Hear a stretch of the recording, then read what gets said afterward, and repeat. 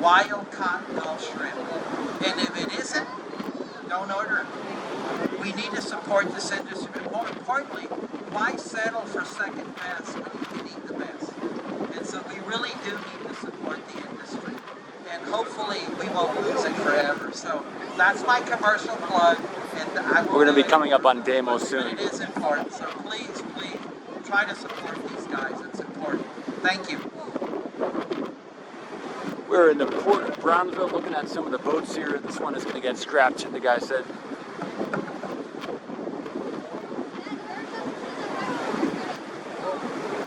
This other square one is a floating oil rig that they're going to recycle also.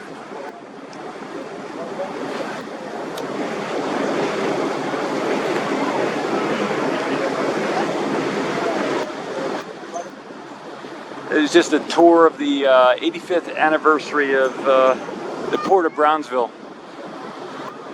And this boat here, again, they're going to scrap it.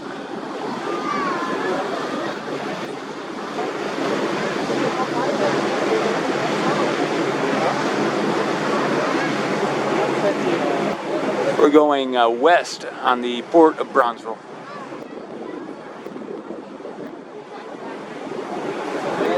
It's a really nice day outside here. Check out the ocean. You may have noticed people fishing inside the turning basin, inside the port. Well, let me tell you, we're one of few ports that don't limit that access to the ship channel for fishing. After 9/11 and all the rules about Homeland Security, we became a secure facility, meaning that now we had to be responsible for controlling who comes in and out of the port. The water side is the Coast Guard. What a beautiful all the land view. Side wow. Is ours. But we could have also have become a restricted port, which meant that unless you were in the port industry and unless you had a federal credential, which is actually vetted by the federal government, you could not come in. Well, we chose not to do that. We chose just to be a secure facility. And the reason for that is because we trade with Mexico. A lot of what we do is trade with Mexico. And we have a lot of people that come from Mexico here who would not have ability to access the federal credential. That was the nature of the trade we're in, and we remain in. So we chose to be a secure From Honolulu, everybody. We also chose not to shut the turning basin off to fishing. So you've seen a lot of that today. You know, you can come in here and fish, but it isn't the old days where you could come in and fish off the banks. I remember that. I grew up Coming here. up on Deimos soon. The fondest memories I have was fishing in the port. But a lot of that began to change in the 80s, and it wasn't because of security. You know, we've become a very litigious society, so it means like if something happens and if I get hurt, who do I blame? Lawsuit. It became such a big liability that we had to stop it. But one of the things we have not done is stop people who have the means, whether, you know, coming in by boat and fishing. But there are rules, because the waterway is still under federal jurisdiction. You see somebody over there fishing.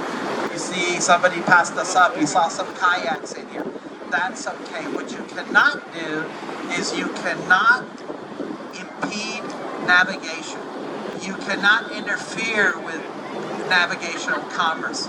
You cannot go up to a dock and tie up to it. You cannot decide that I'm going to climb up the dock and walk on top of it because it'd be a cool thing to do.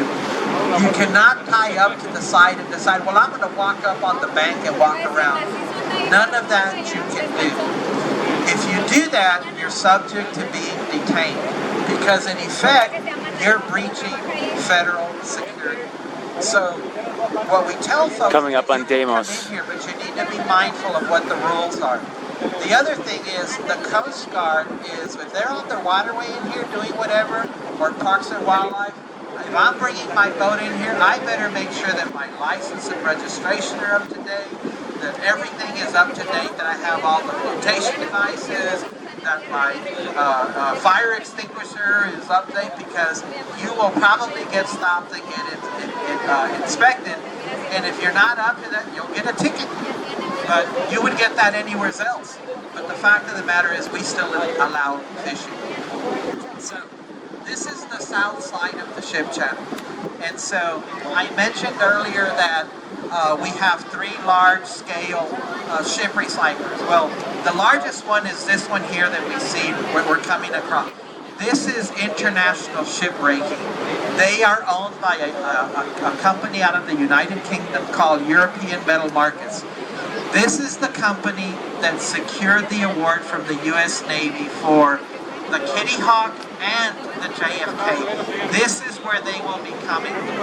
And so you can see, if you just look on shore, in fact, right here we're passing what looks like a cannon that came off a ship. And it's right there. So those are the kinds of things that come off these old naval vessels. And so this is going to be a very busy place in the next few years. And it will remain busy because it takes about 200 people, anywhere from 18 to 24 months, to completely recycle an aircraft carrier. And so that is a big plus for us in terms All right, of that is jobs, Deimos, everybody. in terms of the ability to sustain the industry. But keep in mind, we're also supporting the naval mission to secure America's interests and supporting them by taking care of these old aircraft carriers